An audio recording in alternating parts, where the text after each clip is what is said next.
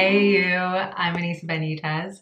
This video is for anyone who feels like they are mourning their past self or past life.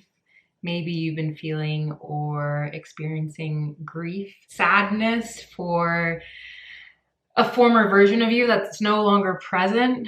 I, for myself, have been fighting this feeling for the past, I don't know, but in surrendering to it this weekend, I have felt just this huge cathartic wave of energy come back into my life, and I wish that for others, to be in a position to finally mourn and grieve and release their past life, relationships, chapters, so that you can celebrate your present more fully with more honoring. Most of my videos are reflections, stories, lived experience that I'm sharing as improvised reflection for others to see themselves clearly. We are all each other's healers, and therefore I love to share things that have been on my heart and mind, particularly my heart. And I know the last few videos have been leaning towards the darker emotions, and I found that art is a beautiful way to transmute those, and I find it deeply cathartic to pick up a creative practice to circulate that energy, whether it's dance or writing or acrobatics or improv, whatever it is for you. I highly encourage you to keep creating and liberating yourself and transmuting heavier emotions to create purpose for others and to create more beauty in the world. So that's what you'll find from this channel. I'm going to be sharing first how this topic arose for me, the mourning of the past life, and then also some writing that I did around it that really supported shedding any grieving and mourning and energetic stuckness that was in my body and helped me enter a lighter state and more accepting and peaceful state. So if that sounds good to you, definitely continue to follow these videos, follow this series, like and subscribe for weekly uploads. So this video is for those who are going through transition. Maybe you moved to a new city, town, state, country. Maybe you've changed jobs, careers. Maybe you've gone through a big lifestyle change or a big internal spiritual change within, and you feel like there's a level of mourning who you used to be. Maybe it shows up for you in subtle ways. For me, it showed up as feeling a level of sifting of energy, and I'll go into that more when I share my mourning pages in my story. But if you've been feeling like this stirring that isn't just of the thinking mind, but is of the body, is of your emotional state, and there's a need to just surrender to the emotion and let it be released within you, allow yourself to soften rather than continue to go through the battling to stay busy or stay actively focused on something that is not the root of the issue, then this video is for you. So this came up for me this weekend really heavily. I have been in LA for about 8 months now, 7 months, and I initially moving to LA rejected New York and was like, I'm so happy to be here. My nervous system is so reset. This is a new season, new chapter. I'm going through so much internal change on a spiritual level that this is just a healing domain for me to remain in. I don't want to travel. I don't want to get another plane. I took over, 20 flights last year. And so this was just totally the motto that I had in being here in LA, just a unwillingness to shift around and just gratitude to be in this new era. But I wasn't fully embracing the fact that I was fully here because I was still rejecting New York, and I was still rejecting my past lifestyle. It was still kind of something that I was fighting on a subtle level. And what I experienced this weekend was feeling a stirring within me. And it was a day where I took a pause to meditate. I still felt that stirring. It was like a 20-minute meditation, and that's not super typical for me. So then I went on a walk, then I came home and I was distracted and I knocked over a glass of water. And so I was like, okay, I need to meditate again. My mind is just not grounded. Something is not aligning. And I meditated again. And then the day continued on. I knocked over another glass of water onto this carpet that's behind me.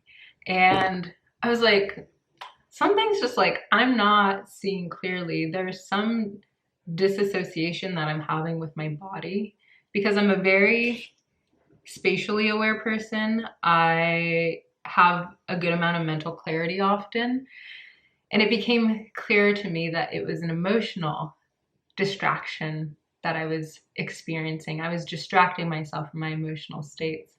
So what we can do in meditation is often focus on our breath, focusing our thinking and steady grounding and not softening.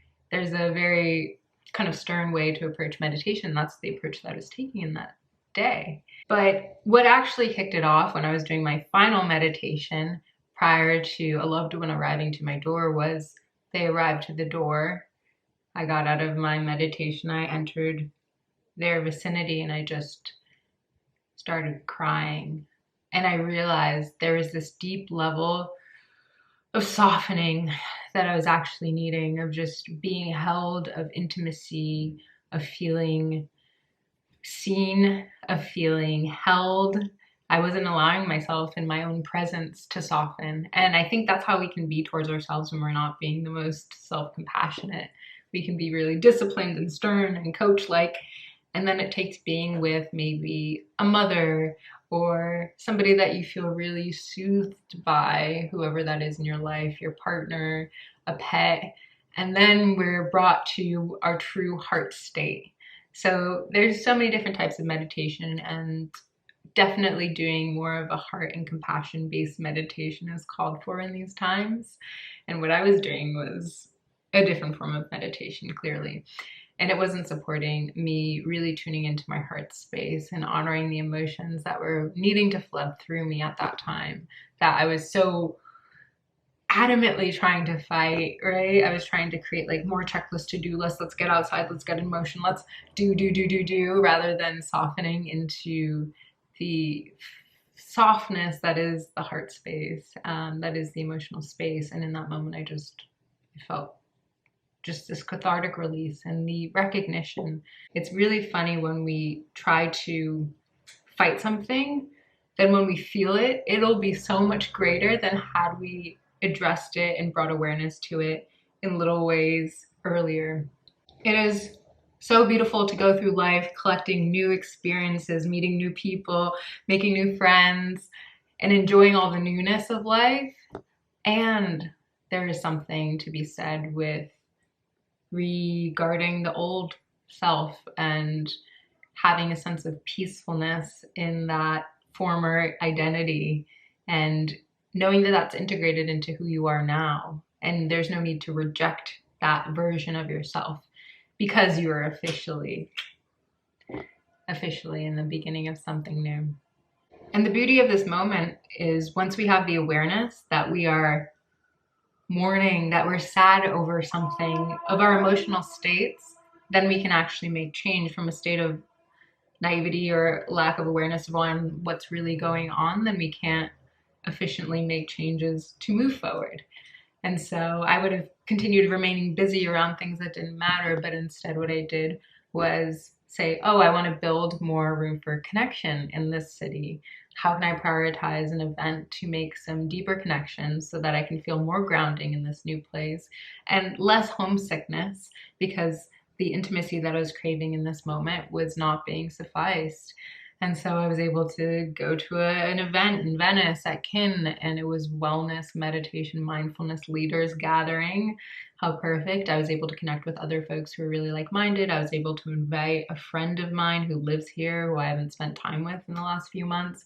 And so I think it's just a real reminder to me and those you who this relates to, that there are moments where we have to get to that emotional kernel to be popping off into things that make sense for us. What supports you reaching that state of really embodied in that new chapter is also really releasing and really surrendering to the emotional states and the grieving and the mourning of the past, of the things that were not serving you.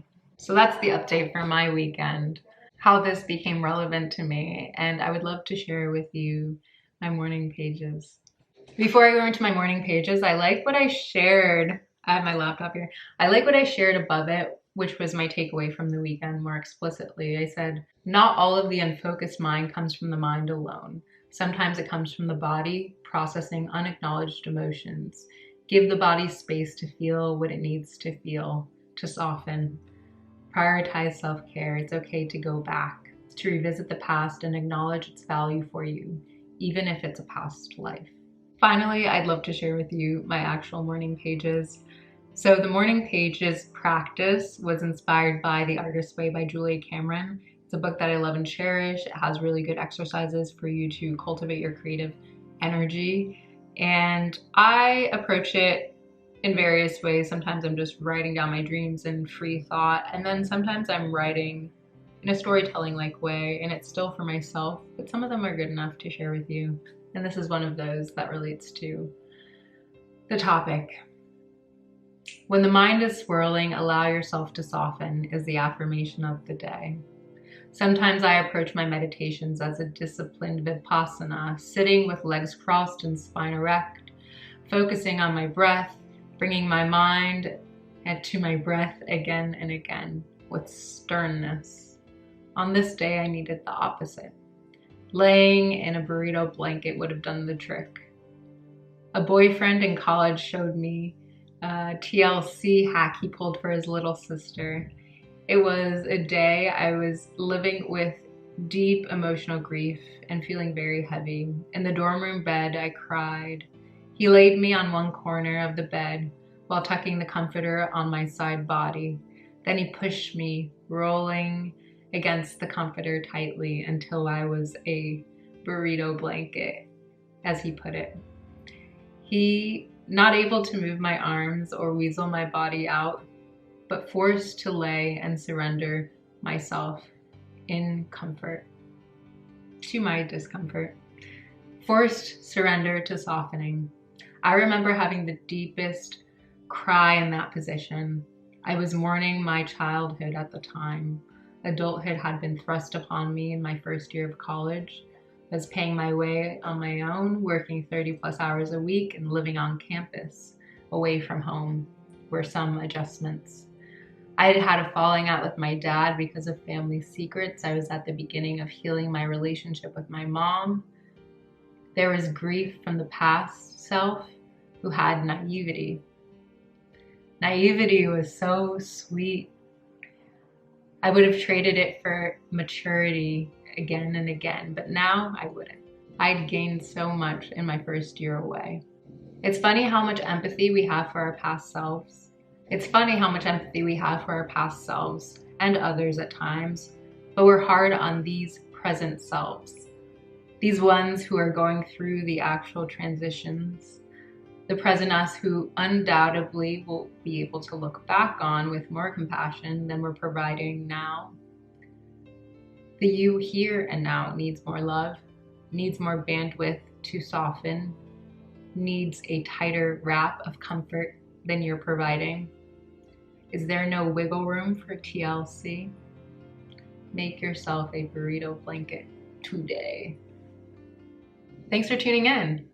I think it's really powerful to bring more compassion to ourselves in all these moments that we want to run from our feeling states, to come back to them, to honor them, to soften, to give ourselves the kindness that we give to so many others, that we give to our past selves, to wrap ourselves in a metaphorical burrito blanket again and again, practicing more maybe meditations for self-compassion, more affirmations for self-love, do more things that bring us love, that allow our inner child and our playfulness. Thanks so much for tuning in. I appreciate you being here, allowing your softening. Like and subscribe for weekly uploads. Sending you love.